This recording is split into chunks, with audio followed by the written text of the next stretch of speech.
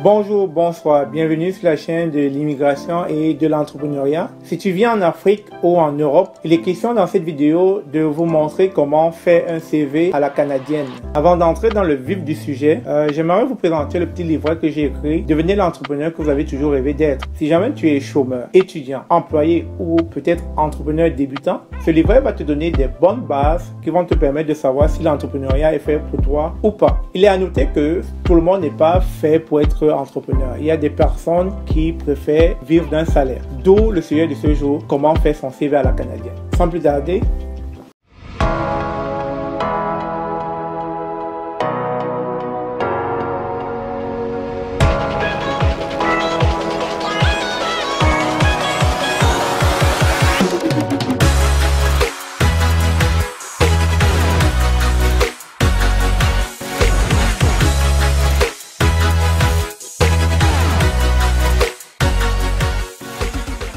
j'ai recensé pour vous 4 points qui vous permettent d'avoir un très bon CV canadien. Je l'ai dit tantôt en commençant cette vidéo, si vous venez d'Afrique ou d'Europe, vous avez pu sans doute remarquer que vos CV sont différents des CV nord-américains.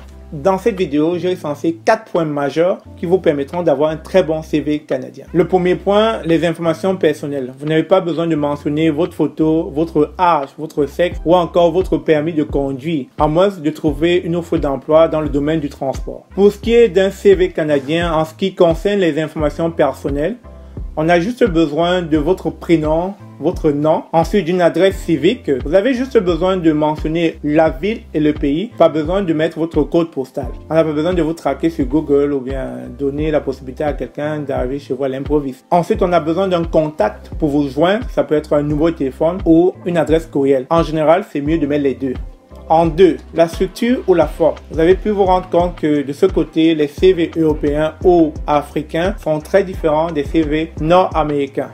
En ce qui concerne les CV Euro-Afrique, vous pouvez voir qu'au niveau de la structure, la forme, on a beaucoup de graphisme et d'esthétique. C'est sûr que c'est pour soit influencer la vue ou le regard de l'employeur et puis pour se différencier d'autres candidats. Mais non, ça ne se passe pas comme ça ici au Canada. Au Canada, on a juste besoin d'un CV tout simple, comme vous pouvez le constater. Pour passer d'un point à un autre point, il vous faut juste une ligne séparatrice. Vous passez de l'information personnelle peut-être à l'objectif de carrière ou encore à vos compétences professionnelles ou encore à la formation. Vous voyez à chaque fois que nous avons une ligne qui sépare chaque point. Contrairement au CV Euro-Afrique où vous avez beaucoup de graphismes afin d'embellir ou bien de rendre le CV beaucoup plus esthétique. Qu'est-ce qu'on attend voir dans la structure? On attend voir votre profil, vos compétences professionnelles, vos formations, ou encore des engagements sociaux appelés ici bénévolat. Car le bénévolat est très demandé en Amérique du Nord. Ça peut faire la différence.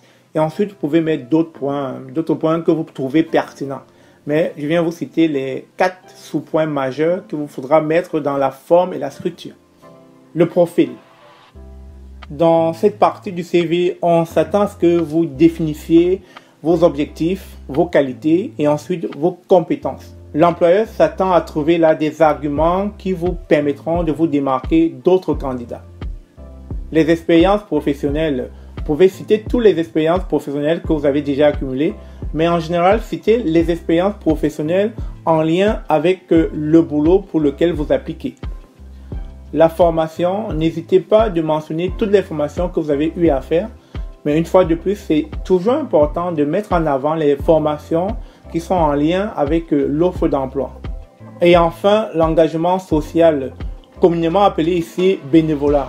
C'est cette partie très importante ici dans la simple mesure que ça permet de voir la personne que vous êtes, la personne toujours engagée, la personne prête à aider, la personne prête à se porter garant à une quelconque activité. Le troisième point, adaptez toujours votre CV au poste pour lequel vous appliquez. Ceci dit, vous devez toujours mettre en avant vos qualifications par rapport au poste pour lequel vous appliquez. Je vais prendre un exemple rapidement. Si vous êtes informaticien et que vous avez, par exemple, fait des formations en économie ou en gestion de projet et que vous postulez pour un poste en analyse informatique, mettez en avant tout ce qui est en lien avec l'analyse en informatique. Je vais prendre un exemple. Si jamais je travaille dans un centre d'appel en tant que représentant service à la clientèle pour le câble et la distribution télé, Ce que je ferai quand je vais appliquer pour un poste en informatique, peut-être dans le domaine de technicien support informatique, ce que je mettrai en avant, c'est mes compétences au niveau de la gestion du service à la clientèle. Puisque dans ce domaine, il n'y avait rien à voir avec l'informatique, c'était beaucoup plus un service clientèle. Donc, dans ma nouvelle offre d'emploi, je vais mettre plus en avant mes qualités et ma compétence dans ce domaine. Prenons un autre exemple. Si vous êtes par exemple comptable et que vous avez peut-être dû à travailler dans d'autres domaines qui n'ont rien à voir avec la comptabilité, ne mettez pas trop en avant ces aspects-là. Ça va pas vous être favorable. Ressortez ou bien mettez plus en avant tous les aspects qui vont être en lien avec le poste pour lequel vous appliquez. Mon quatrième point, avoir plusieurs versions de CV. Je m'explique. Lorsque vous êtes en Amérique du Nord, il faut comprendre qu'il y a un certain grand roulement d'une activité à une autre. Donc, il est important que lorsque vous arrivez ici et que vous ne trouvez pas rapidement un boulot dans votre domaine d'activité, dans votre champ de compétences, vous pouvez commencer rapidement dans un centre d'appel ou dans un établissement de restauration, etc., etc. Et donc, pour cela, vous n'allez pas présenter un CV qui a trait à votre domaine de compétences. Je vais prendre un exemple. Si, par exemple, je suis informaticien et que j'aimerais postuler à une offre d'emploi dans un centre d'appel ou encore dans un établissement de restauration, je ne vais pas présenter mon CV avec mes compétences d'informaticien. Je vais devoir refaire mon CV et puis je vais peut-être le réadapter par rapport au poste pour lequel j'applique. Donc en restauration, je vais devoir trouver les éléments qui vont me permettre de me démarquer et puis rapidement pour vite trouver un poste dans la restauration.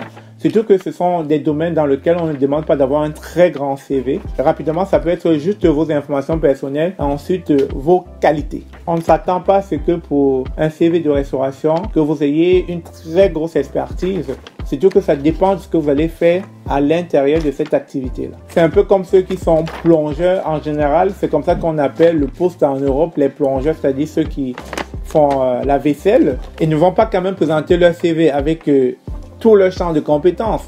Je ne pense pas qu'ils pourront avoir gain de cause. Parce que comme je l'ai dit, le plus important, c'est d'adapter son CV en fonction du poste pour lequel on applique. Rapidement, j'espère que les 4 points majeurs que je viens de citer là vous ont été utiles pour pouvoir mettre sur pied un CV canadien. Je mettrai en dessous de la vidéo quelques liens pour lesquels vous pourrez aller chercher d'autres CV beaucoup plus approfondis et qui vous donnera vraiment un bon aperçu du type de CV recherché au Canada. Avant d'achever cette vidéo, si les informations que je vous ai apportées vous ont été utiles, mettez des commentaires sous la vidéo. Et pour ceux qui aimeraient que je pousse plus loin cette vidéo avec comment se passent les interviews au Canada, n'hésitez pas à mettre aussi les commentaires sous la vidéo. Ça me fera un plaisir de revenir avec ce genre de thème. Sur ce, j'espère que cette vidéo vous a plu. À bientôt.